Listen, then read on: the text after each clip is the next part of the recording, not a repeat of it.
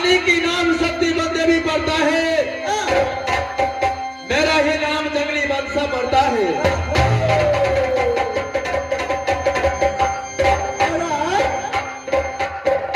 सुपारी लाल तुम्हारा ये लड़का बोलता है माँ की नाम सती सुषमा। हमारा का जन्म माँ के नाम से सती सुषमा, हमारा नाम से जंगली बादशाह, नानी के नाम से बम देवी। मंत्री क्यों महाराज? मैंने सती सुषमा को तो बर्बाद दिया हो, ये सती सुषमा कैसे आ गया? तो ये बात है महाराज, पुरिया महाराज जी का तो कहिए ना बरा देने रे महाराज, काटा थप्पड़ हाथे मारा आई तो बस याद करे हो। फिर कहां से आ गया सती सुषमा? ज्यादा बात है महाराज, अतीत के बात है महाराज। अरे माँ की नाम तो बताया, क्यों महाराज? पिता का नाम नहीं बताया है। तो ये महाराज अपन नाम लेकर बात लगा, बाप का नाम लेकर का महाराज। इसे पिता का नाम पूछो। ठीक है महाराज, हम पूछ लेते हैं महाराज पिताजी के नाम की जिसे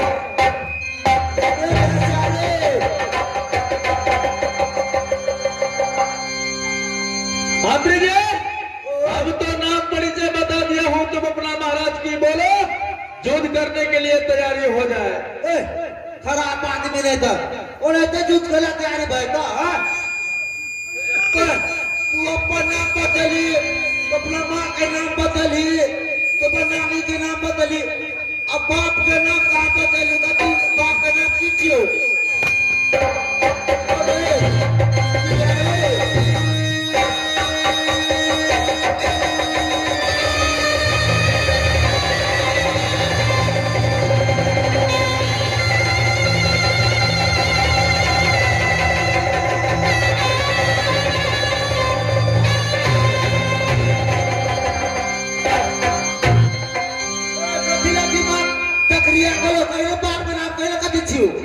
मेरे भाइयों, जिस दिनों से मैंने पैदा लिया अपना हिरनी जंगल में, अभी तक मैं अपना पिता का सूरत नहीं देखा हूं। मैं अभी तक मेरा पिता का नाम नहीं बताया है। क्या मेरा पिता दुनिया संसार में है या मर गया, मेरा कुछ पता नहीं है। लेकिन ये राजा पूछता है तुम्हारा पिता का क्या नाम है, इस समय मैं कौन सा जवाब दूंगा? मेरा तो पिता का नाम पता नहीं है ईश्वर। मंत्री जी, मेरा पिता का नाम पता नहीं है, मैं पिता का नाम नहीं बता सकता हूं। महाराज को बोलो मेरे साथ तैयारी होने के लिए। पिताजी के नाम नहीं जाने चाहिए तो कभी तू अपने मन ऊपर से धाम दबड़ गिर पड़ा नहीं। जी की कभी थी तो बात भी नहीं कभी नाम तो बात के। मंत्री जी, इस समय मेरे पिता का नाम पता नहीं है, मैं पिता का नाम नहीं बता सकता हूँ।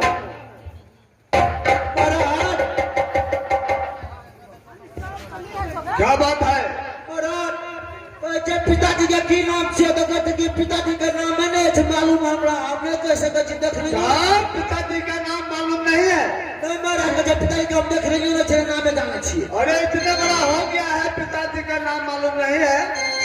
जब मेरा बिना बापे का ही बेटा बना लेता है।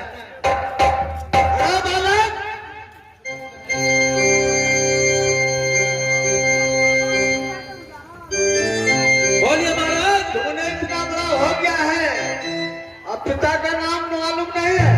देखिए महाराज, मेरा अपना पिता का नाम नहीं पता है, मैं पिता को नाम नहीं बता सकता हूँ महाराज। पिता को नाम तो बताना होगा तुम्हारा। क्या पिता की नाम बताना पड़ेगा? कौन है? देखिए महाराज, मेरा तो पिता का नाम पता नहीं है, मुझे 2 रोज का छुट्टी दीजिए। या नहीं तो सिर्फ 2 घंटे की छुट्टी दीजिए।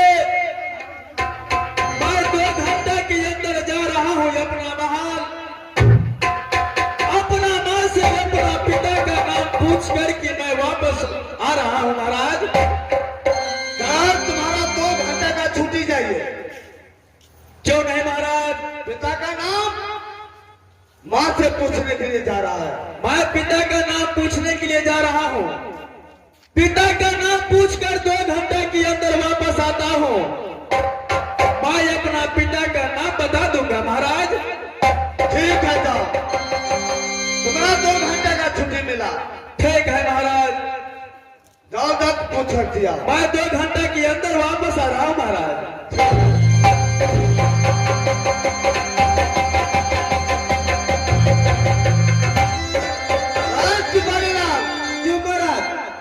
ये गया है पिता का नाम अपने माँ से पूछने के लिए। महाराज 2 घंटे के अंदर मिलेगा। ओ पिताजी के नाम पूछ के गेले पूछेला मम्मी से अपना। क्यों नहीं? अच्छा चलो, तब तक अपने महल में आराम करेंगे। चलो महाराज।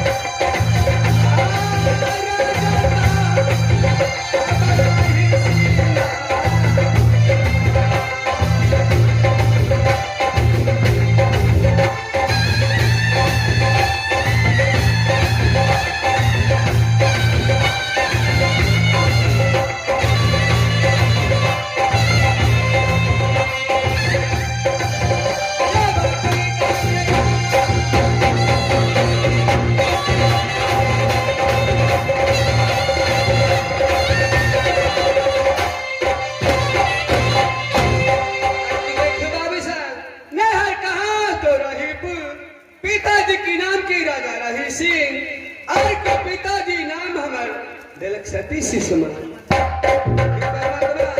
हे सर जी सासुर कहा तो निर्गुणपुर कला हे सती दिन का छुट्टी दा जैसी घर में शिकार खेलिला कला हे सामीना आहाता शिकार खेल के एबे केला आके ढेंगसिया शिकार खेल तो हे सती दुया दिन का छुट्टी दा कतवा स्वामीनाथ के बात माल काली बात नहीं माल के परमेश्वर कला हाला बहुत सुंदर खेलो ननीला बनो सही सती कले ठीक से ऐसा मीना आ जा सके हे परमात्मा आय की न सकी खेल लाला आय की सती न गए आय की घर में परमात्मा